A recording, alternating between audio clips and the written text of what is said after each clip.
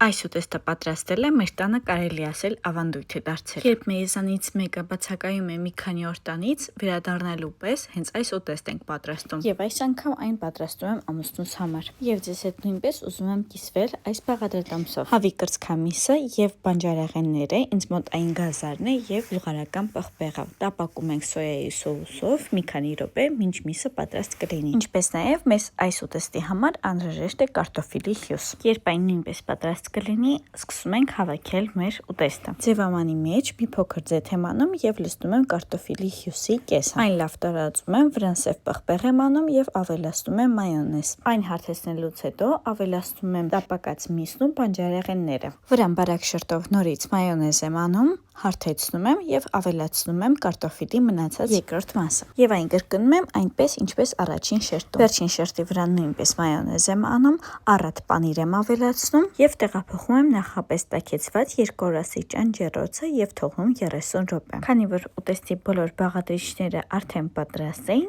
այն պատրաստվում է շատ արագ։ Իսկ ինձ մնում է միայն սպասել այս ուտեստի մեղավորին եւ այն համտեսել։